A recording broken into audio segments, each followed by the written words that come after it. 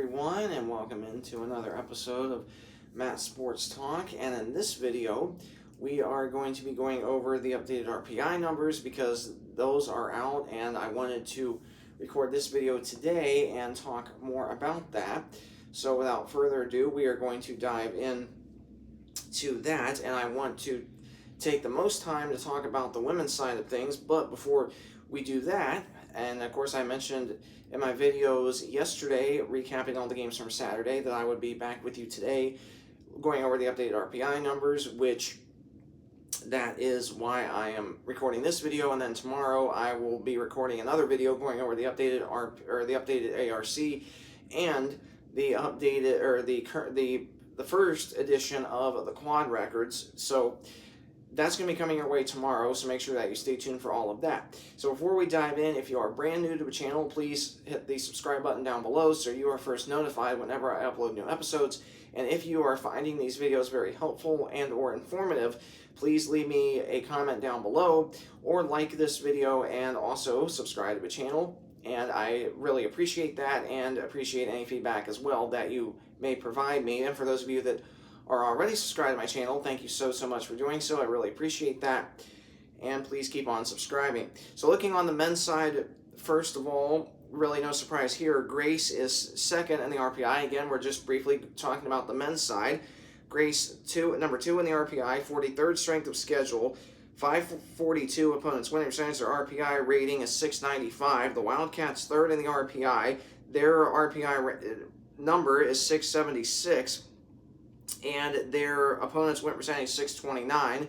And then you have, in terms of the Crossroads League schools, only Huntington 6th in the RPI, 5th in strength of schedule, Iwu 2nd strength of schedule, so really no surprises there. Huntington's winning percentage, or opponents win percentage is 615, Huntington 667 in their RPI rating.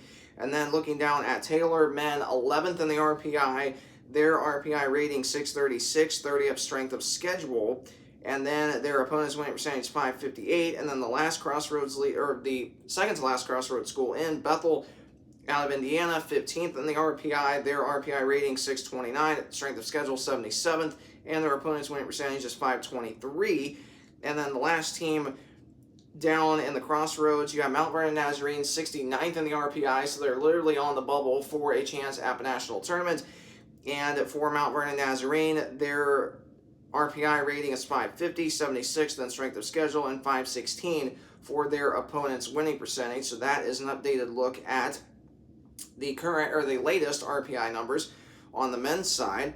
So now we are going to get down to the women's side, and this is what I wanted to take a few extra minutes and talk about. And just give me a second here on my iPad to pull that up, and then we will jump in. And the next RPI ratings are going to be coming out next Monday, and the Crossroads League play resumes Saturday. So I'll be recording a video more than likely next Sunday, or this coming Sunday, I should say, early on in the afternoon, recapping all the games from Saturday, and then recording a video next Monday going over the RPI ratings at that time. And then, of course, and I don't remember off the top of my head when the next ARC and the quad records come out, but when those come out, I'll be recording a video giving you an updated view of that. So on the women's side, in terms of the RPI, you have St. Francis now, and this is just Crossroads schools. St. Francis third in the RPI. Their RPI rating is 695, and they're 17th in strength of schedule. Their opponent's winning percentage is 600 on the nose. Then you have Marion 8th in the RPI now, 673 their RPI rating, 21st in strength of schedule, so really good strength of schedule number for the Knights and head coach Santana Anderson. And then their opponent's winning percentage 585.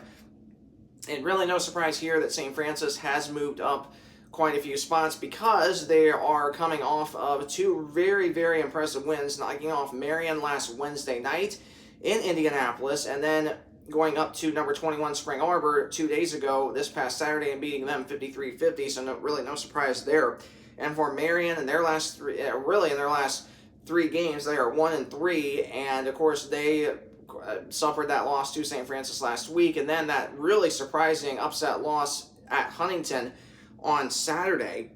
And of course I talked about that in my recap video that I uploaded yesterday. So if you missed that, you can check out that video on my channel. And I posted all of my daily game recap videos under Matt's Sports Talk Season 2 2025/26 season. So if you missed any of Season 2's episodes, especially with the daily game recaps, you can catch up on all of that. Just go to my channel and then click on Matt's Sports Talk Season 2 2025/26 season playlist, and you can easily catch up on all of my videos, even dating back to my preseason projections. So at least I'm pretty sure I uploaded my season projections on there. Maybe I did not, but at least in terms of my daily game recaps from this season, they are definitely listed under that playlist, so you can catch up in case you missed anything from the very first week of Crossroads League Conference games, which was back on November 19th. So if you missed any of that, just click on that playlist and catch up on all those videos, as they all are posted in that playlist. So continuing down the list to our next Crossroads school, Spring Arbor, 21st in the country. They're 17th in the latest RPI. Their RPI rating 635, 54th in strength of schedule, so not really a great number there. But their opponent's winning percentage 547, and then right below them, Huntington. They are 18th in the RPI. Their RPI rating is 628, so, pardon me, really, really good to see that. Strength of schedule is 14, so, again, really, really good numbers for Huntington. And based on those numbers, yes, Huntington definitely would be in the national tournament, no question, based on those numbers, and their opponent's winning percentage is 606. And then looking at the next Crossroads League school, Taylor, 25th in the RPI. Their RPI rating 619, 51st in strength of schedule, so really not good numbers there. But their opponent's winning percentage is 550. And then your final and then Bethel out of Indiana, they took quite a dip. Now, in the last RPI rating, they were 36th, I believe. No, they were 39th. I stand corrected, 39th. And they fell 5 spots to 44th. Of course, they suffered actually, they only beat Grace by 2, 97-95 last Wednesday. But then, of course, suffered a 67-60 loss to Indiana Wesleyan at home this past Saturday. Pardon me. And that was up in Mishawaka, by the way. And for Bethel, and really that game should not even have been that close. The Wildcats easily should have won that game by at least 15 points at bare minimum. And so that more than likely is why the Pilots took a dip in the RPI, but still not bad. So in terms of national tournament, Bethel surprisingly would still be in, and they would be firmly in, because remember that 40th to 49th, teams that are in that window, 40th to 49th, firmly in, but they could use a little bit more improvement if they want to improve their chances of getting into the national tournament. Bethel's strength of schedule 61st. Their RPI rating is 587, so not too terribly bad there. And then their opponent's winning percentage 547. And remember, I've talked about, pardon me, in some of my past videos, that this is a Bethel team that they easily, believe it or not, could actually get an at-large bid. But in order to do that, they would have to win, ideally, probably 2 games against the Big Five. And they still have to play the Big Five teams again, that being St. Francis, Marion, Spring Arbor, Huntington, and Taylor. And then of course, more than likely, the Lady Pilots would have to win at least, probably ideally, one of those against the Big Five, and while at the same time beating Grace the second time, and again beating Mount Vernon Nazarene the second time, and Goshen the second time as well, and more than likely beating Indiana Wesleyan at IWU on IWU's Senior Day coming up February 21st. I think that's the only scenario where the Pilots have a chance at getting into the national tournament, especially because their RPI numbers are really, really good. So again, believe it or not, the Crossroads could potentially, and I say potentially, kind of loosely, a loose term, so to speak. Potentially, the Crossroads League could get 6 teams into the national tournament. Now, do I think that Bethel is going to be a national tournament team? At this point, I probably would say no, but again, just with as super deep and competitive as the Crossroads League has been this year, it would not surprise me if the league gets at least 6 teams in, and that very last team in being Bethel. That would not surprise me a thing in the least as well. Now, I think for an absolute certainty, the Crossroads League is getting at least 4, and that being Marion, St. Francis, Spring Arbor, and Huntington. I think those 4 are definitely locks in the national tournament at this point. As for Taylor, I would say yes, they still would be in the national tournament, but they definitely have some work to do, and they cannot afford to have any bad losses. And even if they lose to the big 4 teams ahead of them a second time, that those are not bad losses for Taylor, and you could easily, Taylor right now they're sitting 15. I believe they're sitting 15-4 right now. At least 15-4 roughly, and 15-4 right now. And of course, there's 9 games left, so really they only need to win probably 6 out of the last 9, which conceivably is doable. But especially because they still have to play the teams below them a second time, then they're going to need to win all of those games, and while at the same time picking up probably ideally 2 out of the probably 2 games out of the 4 teams ahead of them that they still have to play. They more than likely are going to have to pick up 2 of those to really ensure themselves being in. If they only get to 20 or 21 total wins, I think they still might be in, but it could be a little bit of a challenge for them. So obviously we'll have to wait to see what happens with them these last 9 games of conference play. But right now, I would say the 4 teams that are firmly in the national tournament that I really do not see falling out at this point would be Marion, St. Francis, Spring Arbor, and Huntington. Those 4 teams, I think, are for sure locks at this point into a national tournament, but we're going to have to see where their ARC and the quad records stand tomorrow, and I'll be recording a video then going over that. So again, make sure that you stay tuned for that coming up tomorrow. And then the last team in the Crossroads, Indiana Wesleyan, they're up 5 spots in the latest RPI numbers, so really, really good to see that. Of course, they suffered a really bad, I shouldn't say a bad loss to Marion. I mean, I know they lost by 38 points, but it was not a bad loss because Marion is just that good, and the Wildcats did not shoot the ball well at all that game. And then, of course, the Wildcats beat Bethel by 7 on the road Saturday. And again, the Wildcats, this is a team that, I mean, I've talked about it for the last several weeks, that for the Wildcats, I mentioned they are more than likely going to have to win games on the road, no matter if it's teams ahead of them in the standings or teams below them. And I don't want to speak too soon, I don't want to jinx it, but with what I've seen from the Wildcats, especially in terms of Saturday's game at Bethel, this is a Wildcat team that is looking to me a lot better, so to speak. Now, I think though and they were able to close out a tight game because Bethel had it down to 4 points at one point in that game. Now, yes, the Wildcats, they did struggle shooting in that second half, but they were able to close out a very tight game for really the first time all year in terms of just being on the road. So I think that's quite an improvement for the Wildcats. I know they have 5 more days to rest and watch more film and keep practicing, keep getting better. Now, could they get a lot better in the second half of the season and keep winning games on the road? And if the games are tight on the road, could they close those games out? Yes, I believe they can.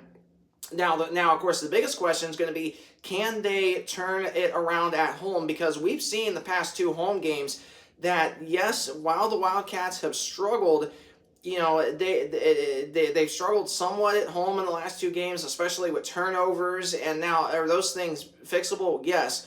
But I think what you're going to see is, of course, these next 2 home games for the Wildcats are very, very important and could bring really the biggest challenges of the year, especially because you're hosting Taylor coming up next Wednesday night. Taylor's 1 spot ahead of you in the standings for 5th place. Now, I believe the Wildcats, head coach Ethan Whaley and company, assistant coaches Ann Seacrest, Emily Detmers, the grad assistant, Wesley Sloan, and other assistant coach, they obviously, I'm sure, would love to see to have a season to turn around the rough season. Now, yes, that definitely can't happen, but I think that what you're going to be seeing, especially at home in the second half of the season, is if the Wildcats have a close game, which is definitely possible against Taylor and Huntington, and maybe even Bethel on Senior Day, the questions are going to be, and Mount Vernon Nazarene at home as well, February 11th. Now, the question is, in those games, particularly against Taylor, Huntington, and Bethel, I think out of the last 4 home games, probably the three that would be the closest would be more than likely Taylor, Huntington, and Bethel. I'm not really expecting the Mount Vernon home game that the Wildcats have on the 11th. I'm not expecting that to be close, but anything can happen. Any team can get red hot, so we'll have to see how it all plays out. But at least on paper, the three home games that could be close would be Taylor, Huntington, and potentially even Bethel on Senior Day. I think out of those three games, the two that are most likely to be really, really close would be Taylor and Huntington.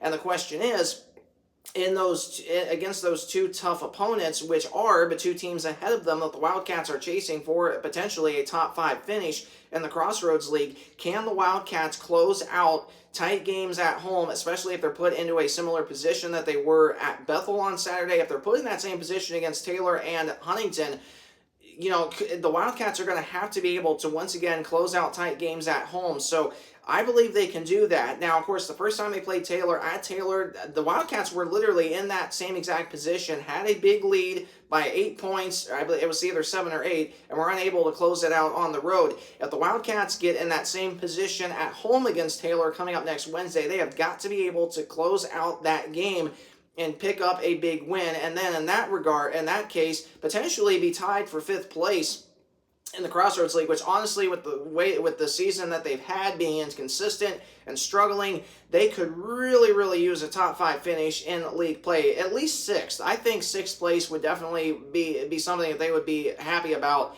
and that I'm sure that they would all be proud of themselves as well. So it's going to be interesting to see how all that plays out, that's for sure. Now, the Wildcats, though, their RPI rating 574, opponents winning percentage 625, which is the best in the whole entire league, and their strength of schedule is the highest number also in the entire league at 8th. So, again, you look at all of that, and now I think, as crazy as all that sounds, the Wildcats would still be in the national tournament as of today, despite having a 10-9 record, which, you look at that and you might be like, man, like, is that even possible that a team that's been roughly 500 the whole year, can they make the national tournament? That there is that potential, yes. Now, and again, I know that kind of sounds a little bit crazy, but there is a chance that the Wildcats could still make the national tournament. As crazy as it sounds, and as kind of as slim as what the odds are, they still have a chance. Now, the thing for them is they are going to have to beat everybody below them in the standings the second time, that being Bethel, Mount Vernon, Nazarene, Grace, and Goshen. Now, that Grace game is on the road, I might add, so that's going to be another big test for the Wildcats. However, if they're able to win that game and beat Mount Vernon, Nazarene, Goshen, and Bethel again at home on Senior Day against the Lady Pilots, if the Wildcats can take care of business against those teams, and while at the same time pick up a couple of huge home wins, perhaps against Taylor, especially against Taylor and Huntington, then that is really, really, I think, going to help the Wildcats' chances potentially of making the national tournament. Now, in terms of a seed in that regard, I would probably say somewhere around 11th to 14th, more than likely,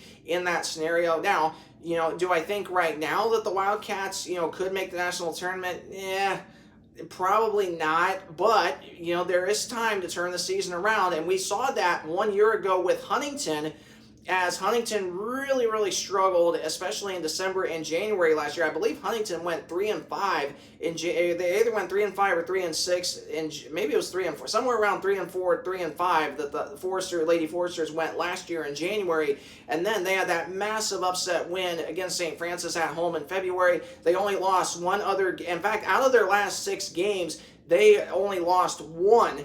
And that was against Marion, which was a really good loss, and a game that the Lady Foresters really had a chance at winning. It was just one bad quarter that did them in that game. So, could the Lady Wildcats of Indiana Wesleyan, achieve what Huntington did last year? Yes, I think that is a really good possibility, especially because of being able to close out their very first game on the road this year in Mishawaka against a really tough Bethel team. This Bethel Lady Pilots team, they're way better this year than what they've been in years past, but the Wildcats were able to pick up a big road win in that game. And now that's, again, we're going to have to wait and see how the season plays out. But I really believe that, and again, it's still a little too early to tell if the Wildcats have turned a corner in their season. However, if they're able to upset Taylor and Huntington at home, and they're able to pick up a road win either against St. Francis, Spring Arbor, or Grace, I think this Lady Wildcat team can easily turn the season around, and maybe even, I mean, who knows? They might be in a position to even run the table the rest of the year, except maybe to Marion. But you never know. Or maybe the Wildcats will win out from here. We don't know. As Marion, they're another team that I think people are starting to figure them out a little bit, and you could see Marion dip in the standings perhaps. Of course, we don't know how all that will play out, but I'm definitely excited for these last 9 games of Crossroads League play, because it is really going to be a barn burner, and I really think common opponent tiebreakers are going to come into play. Maybe more league road win tiebreakers coming into play. We're going to have to wait to see how all that plays out. It's going to be really fun and interesting, that is for sure.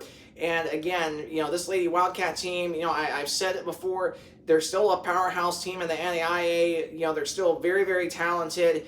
And I know they've struggled this year, but I really believe that we could, and that's the big key word there, could be seeing a similar situation unfolding this year with like what we saw with Huntington last year with the Lady Foresters making the national tournament and just having that unbelievable stretch of come out of nowhere type, especially in the month of February. And we could really see that with the Lady Wildcats this year. I really truly believe that they can keep turning this season around, especially in these last 9 games. So that's going to do it for this video. So if you did enjoy it or have found it super helpful, please either like, comment, or subscribe. Any one of those options helps me out greatly, and I'll be back with you tomorrow going over the updated ARC and the quad records, as those are really going to be important in terms of the national tournament. So we're going to have a really good idea tomorrow which teams would make the national tournament, which teams would be on the bubble, which teams would be which teams would be for sure in, which teams would be firmly in, and all that good stuff. That's going to be coming your way tomorrow. So again, make sure that you stay tuned for that. Thanks so much for tuning into this video. Have a great rest of your day. God bless, and I will see you tomorrow.